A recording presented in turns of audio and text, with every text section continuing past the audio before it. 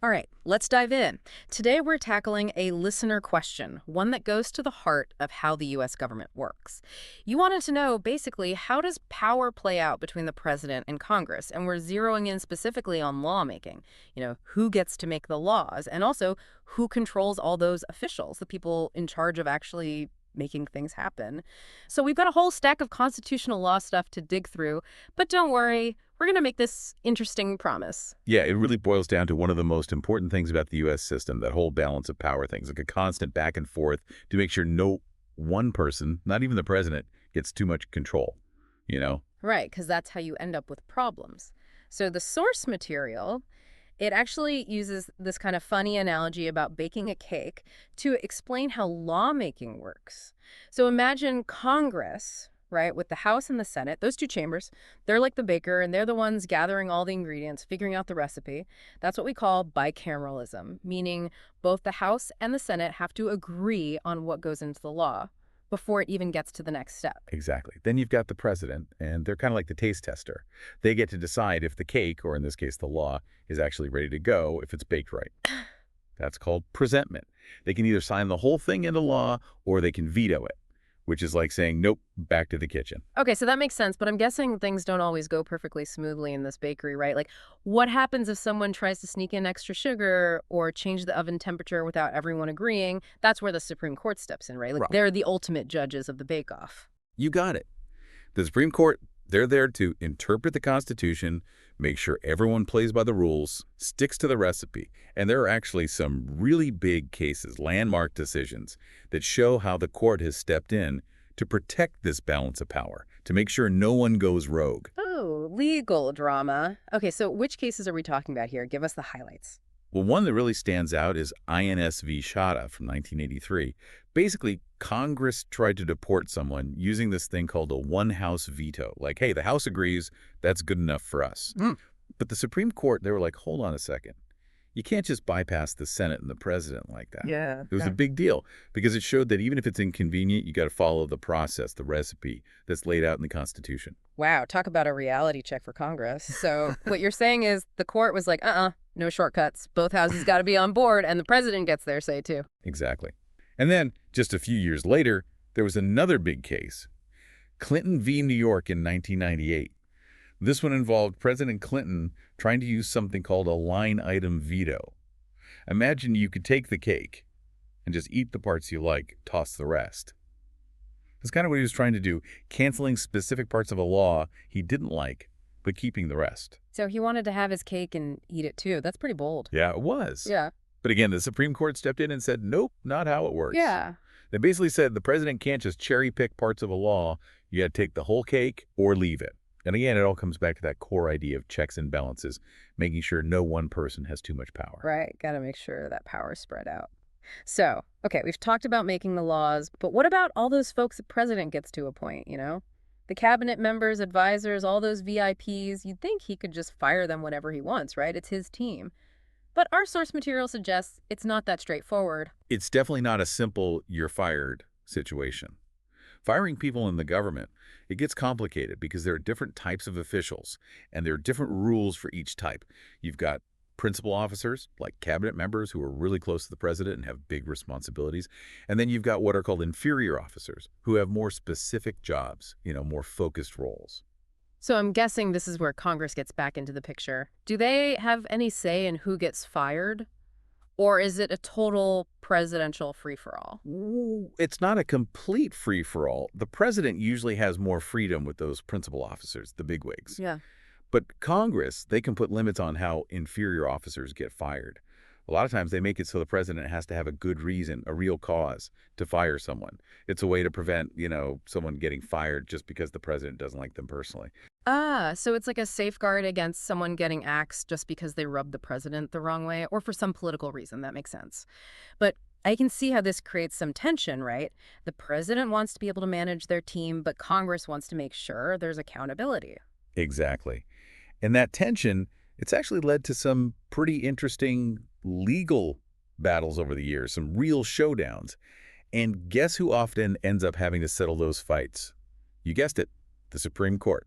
It's like a constant tug of war, isn't it? Trying to figure out where the lines are. Yeah, and the Supreme Court, they've had to step in a bunch of times over the years to, like, draw those lines. There are some cases that really show how they've thought about this whole firing power thing, how it's changed. Okay, so hit us with some of those landmark cases, the ones that really shaped how things work. One that comes to mind is Myers v. U.S. back in 1926. It was about this postmaster, a regular government job. And the president, he fired this guy without even asking the Senate, like, see ya. And the Supreme Court, they actually sided with the president on that one. They said he needed to be able to control his team, run things efficiently. Makes sense, right? You can't have the president needing permission every time he wants to, like, switch things up. Got to be able to move quickly sometimes. Yeah, they were definitely thinking about that, about giving the president some leeway. But then, just a few years later, you've got Humphrey's Executor v. U.S. in 1935. This time, President Roosevelt tried to fire a commissioner from the FTC, the Federal Trade Commission. And he didn't really have a good reason, just wanted this guy out. Oh, so like a personality clash or something? Something like that. Hmm. But the court, they said, hold on, this is different. This FTC commissioner, they had like quasi-legislative and judicial duties, meaning they weren't just doing whatever the president said, they had some independence. So it's not just about who you are, it's about what your job is that determines whether Congress can, like, protect you from getting fired. Yep. It gets complicated, right? Yeah. All these checks and balances, even within the executive branch. Talk about a tangled web. Yeah. And I'm sure this keeps coming up, right? New cases, new situations. Oh, yeah, all the time. There was this big one, Morrison v. Olson, back in 1988. This one was about the independent counsel. You remember that? The whole Ken Starr, Bill Clinton thing? Ooh, yeah, that was a wild time. Everyone was glued to the news. Exactly. So the court decided to uphold the limits on firing the independent counsel because they said, to make sure these investigations are fair, the person in charge can't be easily fired. Right, otherwise it looks like a cover-up or like the president is trying to influence the investigation. Totally. So you can see there's this back and forth. Congress wants oversight, but the president needs to be able to do their job. But have there ever been times where, like, the court thought Congress went too far? Like, trying to tie the president's hands too much? Absolutely. In the last couple of decades, there have been a few cases where the court kind of pumped the brakes on Congress, like in Free Enterprise Fund v. PCAOB in 2010, and then again in Sela Law LLC v. CFPB in 2020. They basically said, hey, you can't make it impossible for the president to actually run things. They need to be able to oversee the executive branch, make sure things are working right. So it sounds like the court is always trying to walk this tightrope, right? Making sure there's accountability, but also making sure the government can actually function. It's a constant balancing act. They want to give Congress some power, but they also know the president needs to be able to do their job. Makes you wonder, though, right, if how much the government has grown, all these agencies, executive orders, and everything. Are these ideas, these principles from, like, centuries ago, are they still enough? That's the million-dollar question, isn't it? The founders, they couldn't have imagined how complicated things would get. All this technology, these massive bureaucracies, things move so fast now. It definitely makes you think, are we still doing things the right way? Yeah, like, are we trying to fit a square peg in a round hole?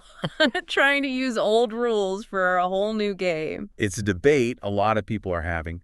Legal experts, politicians, everyone. Some people say, hey, these basic principles, they're timeless. We just need to apply them differently. But then others say, no, we need big changes, fundamental reforms to make sure things are still working the way they should. It's kind of mind-blowing when you think about it. This whole separation of powers thing. It's not just some boring idea from a textbook. It actually affects how our government works, what decisions get made, and even our everyday lives. Absolutely. It's not just some abstract concept. It has real consequences. Right. That's why it's so important for people to understand how it works, to be informed, and to hold their elected officials accountable, make sure they're doing things the right way. Because at the end of the day, it's our government, right? We the people, we have the power. That's what democracy is all about. Informed citizens, that's the foundation. So as we wrap up this deep dive, this whole journey through bicameralism, presentment, executive control, all that good stuff. Yeah. What's the one thing you really want our listeners to remember, the big takeaway? I think the most important thing to remember is that the U.S. system, It's supposed to be complex. It's got all these checks and balances built right in, on purpose. It's not about making things easy or fast. It's about making sure no one person or group gets too much power. Mhm. And that's how we protect individual liberties, make sure everyone's rights are respected. So yeah, sometimes things move slow, sometimes it's messy, sometimes people disagree. But that's all part of the process. And for the most part, it's worked pretty well for a long time. It's like a constant conversation, a back and forth Yeah. between the different branches of government and the Supreme Court. They're kind of like the referees, making sure everyone's playing fair. And we, the people, we're part of that conversation too. We got to stay informed, talk about these issues, and make sure our leaders are listening to us. Exactly. And that brings us back to something you mentioned earlier about whether these old principles are still relevant today. With everything that's changed, powerful agencies, executive orders, technology moving so fast, Yeah. is just separating powers enough? Do we need to rethink how we do things, how we balance power in the 21st century? That's the question I want to leave our listeners with today. It's a tough question, no easy answers.